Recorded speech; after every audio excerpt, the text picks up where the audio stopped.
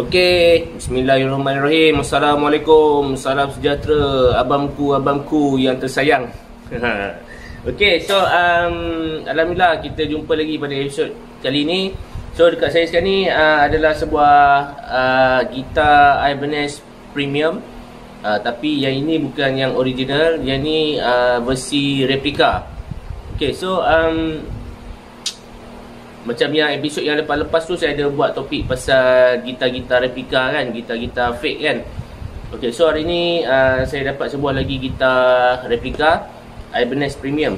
Okay, so jadi owner hantar ke sini untuk set up lah kan. So sebagaimana yang sebahagian besar sahabat-sahabat tahu, kalau macam bila kita beli sebuah gitar yang replika, so berisiko tinggi untuk menghadapi masalah playability. So bila kita sebut pasal playability tu maksudnya kestabilan daripada segi tuning stability. Lepas tu bila kita main tu rasa selesa. Lepas tu bila kita macam nak main tu, nak tekan fret tu, dia tak ada buzzing kan. Tali tu tak keras. Lepas tu bila tali tu rendah, kita main smooth like butter kan. So ni gitar ni saya baru dapat ni. Okay, so gitar replika ni ada terlalu banyak defect kan, banyak sangat. Dia cantik kan. So gitar ni memang cantik kan. Okay, so ni headstock dia. Ni headstock dia. So far dia punya colour dia memang attract kan. Memang dia ada attraction kan. Dia ada aura dia kan. Memang cantik lah. Orang ni dia pandai spray kan. Dia pandai spray. Tapi ada beberapa ciri-ciri gitar ni dia tidak ikut spek yang asal. Sebagai contoh, so gitar ni dia pakai flat rose under license. So yang original dia tak pakai under license. Dia pakai yang H kan. Dia pakai Ibanez H. H punya tremolo. So kalau yang spek original dia pakai H tremolo kan. Yang ni dia under license kopi flat rose. Okay, so bila sebut under license ni, kalau yang jenis macam ni dekat Lazada, Shopee memang ada banyak lah kan. So harga pun murah.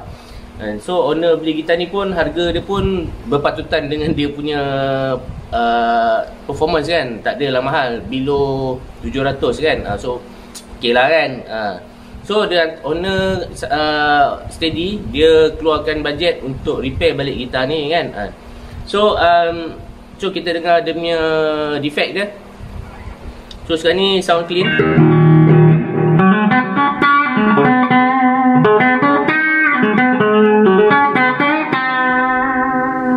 So bridge pickup kan. So sekarang kita pakai neck pickup.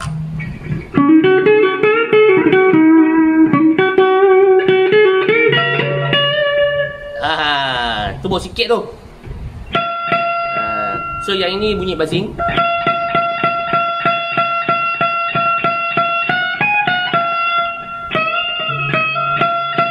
Ada buzzing. Lepas tu so tali satu dia tersangkut. So ni tali dua. So ini tali satu.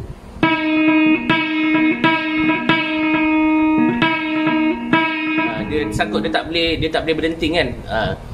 Lepas tu ni buzzing.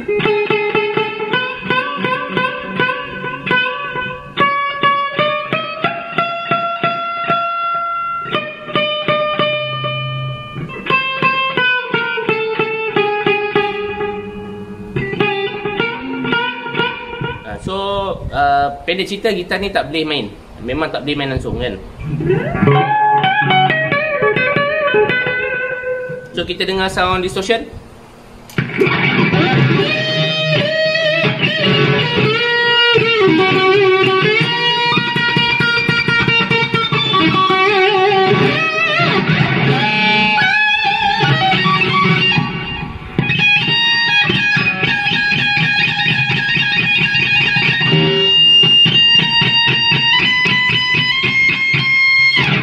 Bila dengar tu sakit gigi. Sebab dia tadi tu tersangkut dekat fret. Fret tu dia uneven, dia terlalu banyak sangat kan. So ringkasannya, gitar ni dia punya physical appearance boleh saya bagi okey lah kan. Cantik kan. dia cantik. Tapi playability tak berapa baik tak berapa baik. So gitar ni memang kena buat full setup lah. Kena buat full setup. Sepatutnya gitar ni kena refresh balik kan. Tapi apa nama ni, owner nak minta buat setup, so kita buat setup lah kan. Okay, so lagi satu dia punya retainer bar. Dia punya retainer bar ni, okay, ni kita panggil retainer bar kan. Yang besi hitam ni kan. Actually yang ni bukan besi, yang ni dia plastik. Dia plastik, boleh patah kan, dia boleh patah. So nampak macam besi dah kan, yang hitam tu kan. Tapi dia bukan besi, dia plastik, macam pickguard punya plastik tu kan. Dia pakai dekat sini. So yang ni memang bukan spek yang original, yang asal kan.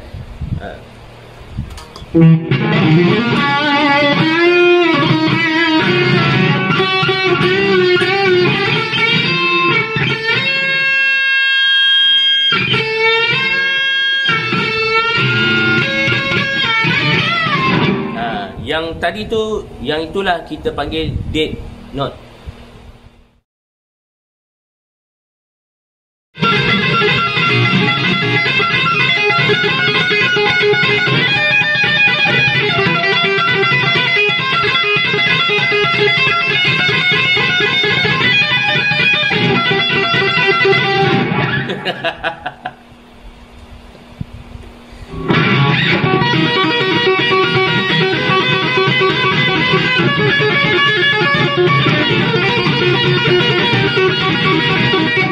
Itu tadi dua.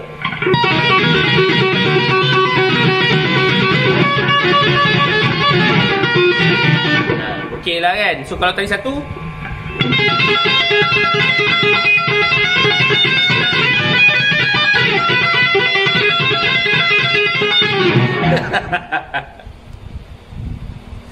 okey. Aku tergelap lah. Kan. So gitar ni memang nak kena bawa ubat lah kan. So ubat yang kita nak kena bagi tu memang ubat yang special lah. Kita kena bagi yang special ni kan. Okay, so rasa dah start lah saya nak kena set up gitar ni.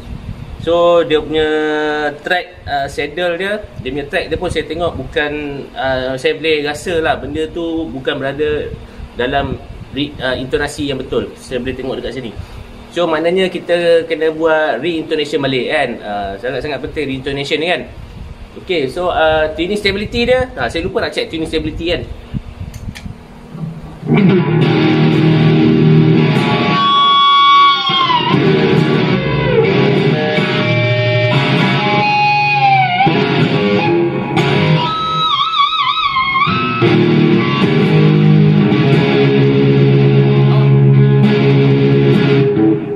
Itu saya pakai tangan je, belum pakai tremolo betul lagi kan. Saya pakai tangan je, dah out lah kan.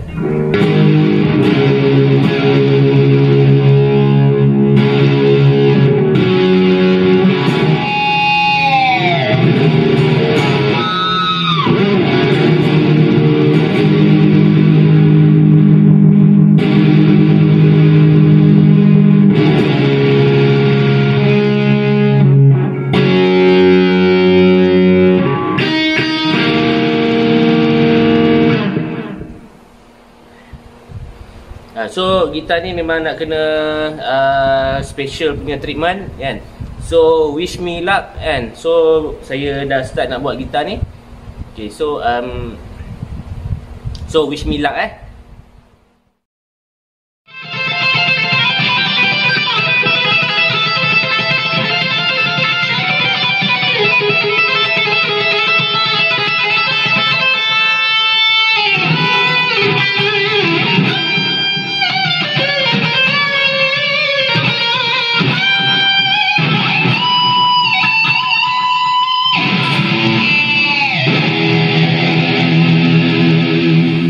Okay, alhamdulillah akhirnya selesai juga setup gitar ni kan, gitar bertuah ni kan. So gitar ni memang cantik lah kan. Tapi ada beberapa masalah yang timbul lepas saya postmortem. Macam-macam masalah yang saya jumpa kan. Macam-macam bang, banyak kan. Saya tak boleh nak cerita semua lah kan, sebab dia nanti dia melirik-lirik kan. So saya cerita yang basic lah, yang yang nampak macam obvious sangat kan.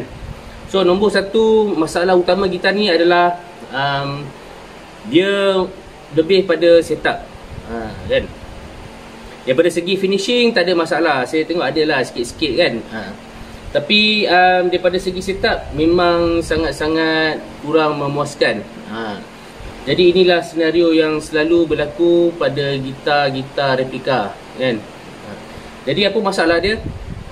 Fretworks, macam biasa memang fretworks selalu ada masalah. Jadi fretworks dia size fret yang dia pakai terlalu kecil. Saya ukur pakai caliper tu, dia punya size adalah 2mm kan. So dalam 2mm tu adalah size small. So untuk gitar modern style macam ni, so agak kurang sesuai kalau kita nak pakai fret yang small. At least fret macam ni, at least gitar macam ni dia kena pakai fret medium jumbo ataupun jumbo kan. Medium jumbo tu lebih kurang 2.3 2.4mm ataupun jumbo 2.5 hingga 2.7. The best is extra jumbo lah kan, around 2.8 2.9 3mm kan. Tu memang paling best lah. Jadi untuk case gitar ni, dia punya uneven frets dia terlalu banyak. Lepas tu dia menggunakan nut yang bukan daripada flat rose. Jadi lepas saya tengok nut ni, locking nut ni dia adalah yang jenis floating bridge yang lain. Jadi dia pakai yang kecil kan, yang kecil dan rendah. Biasanya kalau kita pakai ada license flat rose, dia punya locking nut dia akan deliver sekali dengan locking nut yang jenis macam ni. Kan, yang jenis macam ni. Tapi yang ini dia lain. Dia lain. Jadi kalau macam case gitar ni, kalau dipasang nut yang macam saya tunjukkan tadi tu, so dia akan jadi tinggi dekat tali satu, dekat fret satu tu kan. Dia akan jadi tinggi kan. Jadi saya faham lah kenapa nut kecil ni digunakan. Tapi masalah lain pula yang berlaku lepas nut kecil ni dipasang, dia jadi terlalu rendah. Jadi itu yang berlaku dekat fret 1, dia tali tu dia dah touching dekat fret 1. Dia jadi masalah dekat situ pula kan. Lepas tu uneven frets terlalu banyak kan? Banyak sangat kan. Jadi bila kita nak buat leveling tu agak susah sebab dia punya size fret dia adalah kecil kan. Jadi saya kena buat dengan penuh teliti lah kan. Sebab kalau silap gosok, fret tu jadi semakin rendah kan. Jadi ada masalah dekat situ. Nanti dia efek dekat playability. Masalah yang lain adalah tuning stability. Sebab dia menggunakan bridge flat rose yang berkualiti rendah kan, yang macam ni. So jadi dah berapa kali saya adjust kan. Mula-mula dia lari teruk jugalah. Lepas tu saya adjust, saya servis balik. Jadi lepas saya adjust balik kan, saya setting balik, so alhamdulillah dah dapat balik dia punya tune stability.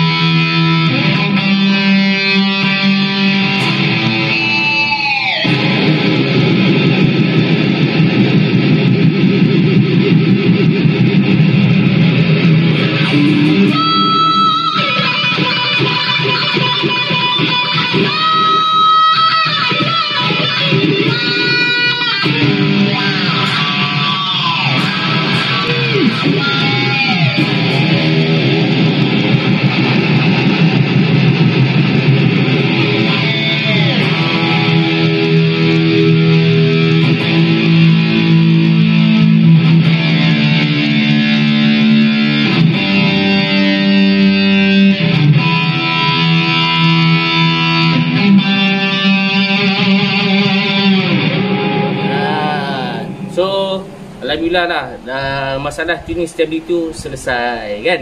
Lagi satu, untuk gitar jenis macam ni, replika macam ni, kita tak boleh rely benda ni bertahan lama ataupun ataupun tahan lasak kan.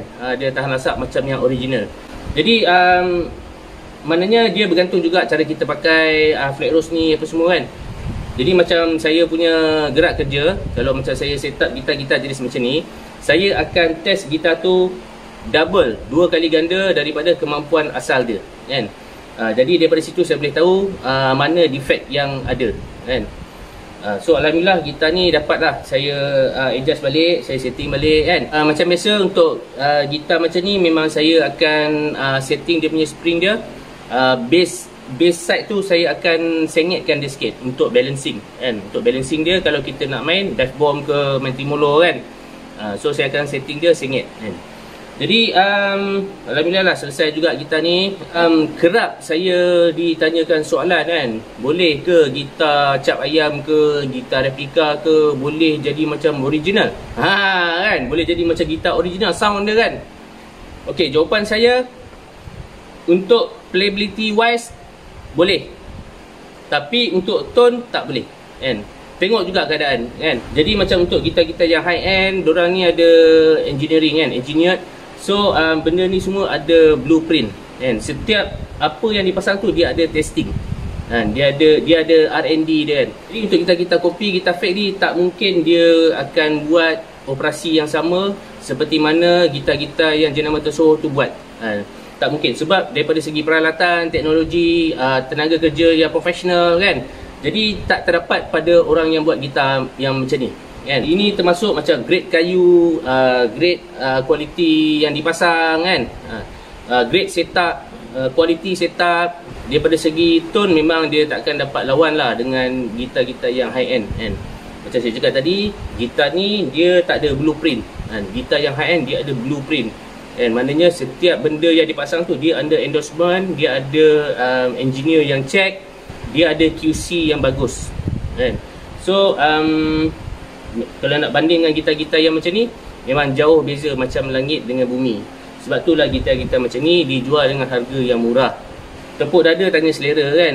Jadi kalau macam rasa nak pakai ke apa ke, itu terpulang pada masing-masing, asalkan jangan komplain kan. Asalkan jangan komplain. Maknanya kalau kita beli benda tu dan kita tahu ada masalah, jadi kita kena standby bajet yang lebih untuk buat setup.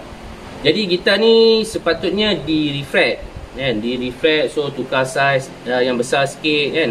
Tapi tak apa, sebab saya pun ikut saranan daripada owner, dia nak buat setup saja, so saya buat je lah setup kan.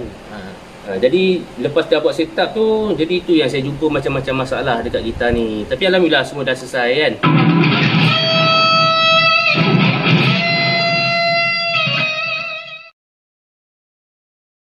Yang saya cakap tadi, kalau gitar kopi macam ni, untuk playability wise, yes, boleh menghampiri ataupun hampir sama dengan playability gitar-gitar yang high end ataupun gitar-gitar yang okey lah kan. Pada segi tone pula, tone gitar tu dia complicated sikit kan. Sebab dia depend juga, sebab ada yang pembuat gitar replika ni yang bagus kan. Ada kan. Ada bang, saya dah jumpa kan. Tapi walau macam mana pun, jumlahnya tak banyak. Jumlahnya tak banyak bang kan. So nasib lah kan. Nasib lah yang mana dapat tu. Ada yang worst case, yang paling teruk, owner yang kena game lah kan. Ini sensitif sikit kalau nak sebut kan. So bila maksud saya kena game tu, maksudnya gitar tu langsung tak boleh main, tapi harga dia mahal. Jadi untuk gitar ni owner beli pun tak mahal sangat kan. Tak mahal sangat. So far okey lah. Cuma dia punya fretworks dia je yang kurang memuaskan kan. Jadi pada sahabat-sahabat semua, macam yang saya pernah katakan pada episod yang lepas, jadilah pengguna yang bijak. Bukanlah nak kata nak desak semua orang jangan beli tu, jangan beli ni kan. Bukan, saya tak bermaksud macam tu. Maksudnya apa yang kita beli, itu yang kita pakai. So jadi kita jangan condemn, kita jangan komplain kan. Maknanya bila kita dah beli gitar-gitar yang macam ni, yang ada masalah, dan kita maklum benda tu, jadi memang jadi tanggungjawab kita sendiri untuk jaga gitar ni, keluarkan sikit bajet untuk buat setup. Jadi sebagai penutup untuk cerita Ibanez Premium ni kan, jadi saya buat satu demo khas gitar ni kan, selepas setup. Jadi kalau macam ada salah silap tu, saya minta maaf lah, sebab saya ini bukan pemain gitar yang bagus. Jadi saya just happy je kan, just for fun kan. Disarankan sahabat-sahabat semua dengar pakai speaker ataupun pakai headphone kan. Jumpa lagi di episod yang akan datang. Terima kasih kerana menonton. Bye. Assalamualaikum.